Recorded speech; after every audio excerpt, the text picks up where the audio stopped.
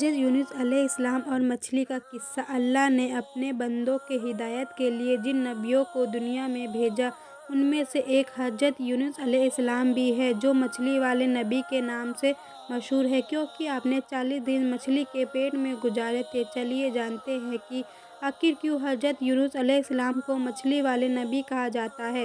اللہ نے آپ کو لوگوں کی ہدایت کے لیے نبی بنا کر بھیجا۔ اس وقت آپ عراق کا ایک شہر نینوا میں نبی بن کر آئے، مطلب اللہ نے آپ کو نینوا شہر کے لیے نبی چنا۔ آپ کا کام تھا لوگوں کو ہدایت دینا، انہیں ایک اللہ کو ماننے پر راضی کرنا اور بت پرستی سے ان کا دھیان ہٹانا۔ آپ نے اپنے شہر کی بستی کے لوگوں کو ایک اللہ کی عبادت کا پیغام دیا اور بت پرستی کے لیے منع کیا، لیکن وہاں کے لوگوں نے آپ کی ایک بات نہیں مانی اور انہوں نے آپ کو بہت پریشان کیا۔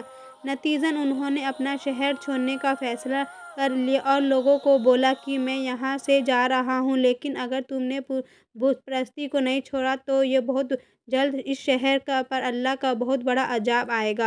دوستو، یہ کہہ کر آپ یعنی حضرت یونس علیہ السلام اپنی بستی سے نکل گئے اور دوسرے دیش جانے کے لیے کشتی پر سوار ہو گئے، لیکن کشتی کچھ دیر بعد بیچ ندی میں پہنچی تو ڈوبنے لگی۔ تو ملائکہ نے کشتی میں بیٹھے لوگوں سے فرمایا، جب کوئی غلام اپنے مالک سے بھاگ کر ہماری کشتی میں آ بیٹھتا ہے تو کشتی ڈوب جاتی ہے، کیونکہ آپ حضرت یونس علیہ السلام بھی اللہ کو بتائے بنا اپنے شہر سے بھاگ نکلے تھے۔ ملائکہ کے مطابق آج بھی کچھ ایسے ہی معلوم ہو رہا ہے۔ ملائکہ نے لوگوں سے کہا، جو بھی اپنے مالک سے بھاگ کر جا رہا ہے وہ دریا میں کود جائے تاکہ دوسرے مسافر کی جان بچائی جا سکے۔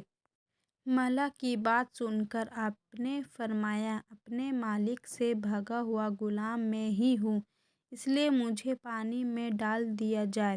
آپ نے کشتی پر سوار سبھی لوگوں سے واپس کہا کہ میں اللہ کے حکم کے بغیر ہی قوم والوں کے ستم سے تنگ آ کر اپنا وطن چھوڑ کر کہیں اور جانے کے لیے نکلا ہوں۔ اتنا کہتے ہی آپ پانی میں ڈال دیے گئے۔ پانی میں جاتے ہی اللہ نے آپ کی حفاظت کے لیے ایک بڑی مچھلی کو بھیجا جو کافی دیر تک کشتی کے کنارے چکر لگا رہی تھی۔ جیسے ہی آپ یعنی حضرت یونس علیہ السلام پانی میں پہنچے، اس مچھلی نے آپ کو نگل لیا۔ اللہ نے مچھلی سے فرمایا، جس کو تو نے نگلا ہے وہ تیری روزی نہیں ہے، بلکہ میں نے اپنے نبی کو تیرے پیٹ میں ان کی حفاظت کے لیے بھیجا ہے۔ انہیں کوئی نقصان نہیں پہنچنا چاہیے، کیونکہ آپ 40 دنوں تک اس مچھلی کے پیٹ میں رہے۔ اللہ مچھلی کا پیٹ اس طرح کانچ کی طرح صاف کر دیتا تھا کہ آپ مچھلی کے پیٹ میں رہتے ہوئے بھی سمندر کے اندر کی ہر چیز دیکھتے اور اللہ کی تسبیح بیان فرماتے رہے۔ آپ مچھلی کے پیٹ میں رہتے ہوئے لا الہ الا اللہ انت سبحانک انی کنت من الظالمین پڑھتے رہے۔ اس تسبیح کی برکت سے اللہ کریم نے آپ کی ساری مشکل آسان فرما دی اور اس کی بدولت آپ کو 40 دنوں تک ہر وقت سکون ملتا رہا۔ پھر مچھلی کو اللہ کی طرف سے حکم آیا کہ جہاں سے تو نے حضرت یونس علیہ السلام کو نگلا تھا انہیں وہیں جا کر اپنے منہ سے انہیں نکال دے۔ اللہ نے فرمایا، اب میں ان سے خوش ہوں۔ وہ یعنی حضرت یونس علیہ السلام اللہ کے دیے امتحان میں پاس ہو گئے تھے۔ اللہ کا حکم پاتے ہی مچھلی نے آپ کو کنارے پر اگل دیا۔ اس کنارے پر اللہ نے آپ کے رہنے کے لیے ایک پیڑ پیدا فرما دیا اور آپ کی خوراک کے لیے ہر کے لیے ایک ہرنی کو آپ کو دودھ پانے کے لیے کہہ دیا۔